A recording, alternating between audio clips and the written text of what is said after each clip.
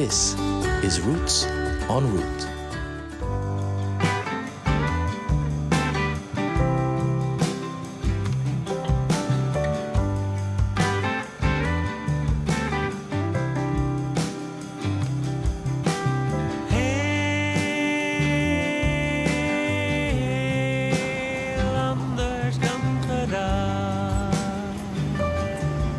Hello. Hi, welcome. Nice welcome to meet the you. bird watching platform here at the Great Salt Pond. Come on in so you can take a look.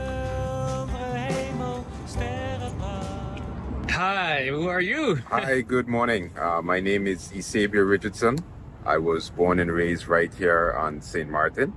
I spent the majority of my life here on the island, besides a few years that I went to high school on the island of Aruba.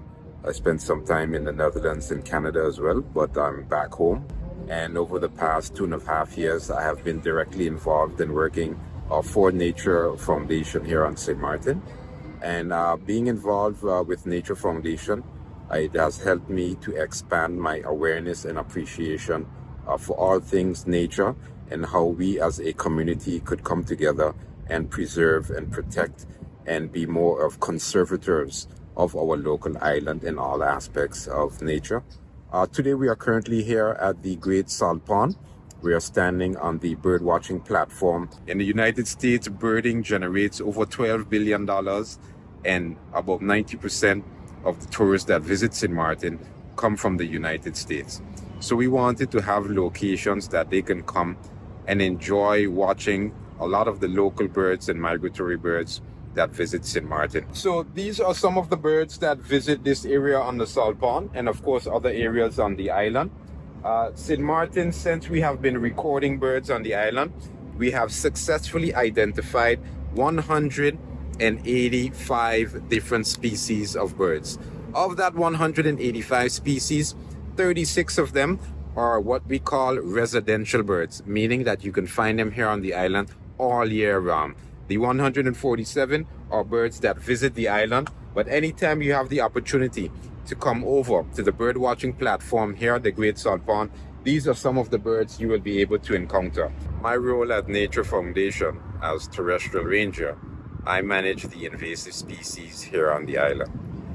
That encompasses everything that has a footprint on the terrestrial side of St. Maarten, and we need to enhance the awareness of the carbon footprint we are leaving behind and the effect it's having on our natural ecosystem, whether it comes from single-use plastics, protecting our beaches, protecting our hilltops, to be sure that these things are elements that need to be preserved to be able to show that not only to our locals, but the tourists that visit the island as well. And there are freshwater turtles that can be found here in the pond as well.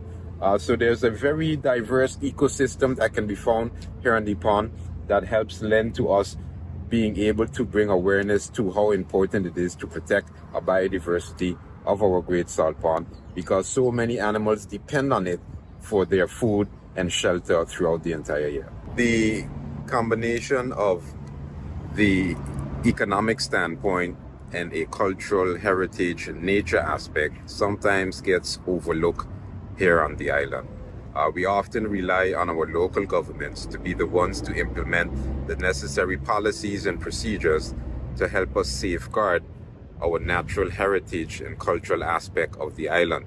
And Front Street, we're the only place in Phillipsburg that had land mass.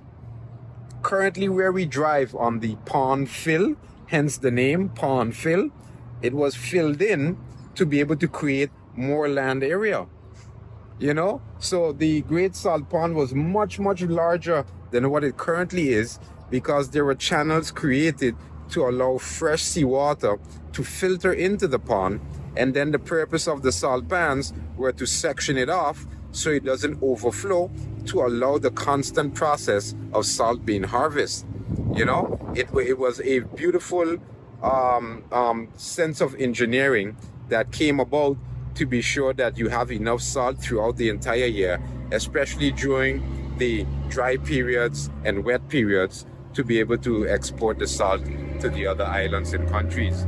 So everything here on the island has been done strategically in terms of as the community and population began to grow and grow over the years. And this only started to take place as recent back as the 1950s. We as a local community need to take the initiative to make sure we are very prevalent of what is necessary to ensure the sustainability of our island. If it comes to making sure that we reduce our plastic consumption, if we make sure to clean our environment behind ourselves, if it ensures us to protecting our beaches, protecting our hilltops, and more than anything is education, awareness, making sure that the other and the next generations have all the information at their hands to be able to help St. Maarten sustain itself into the future, and making sure that we do everything that is within our power to protect and preserve our island we call home.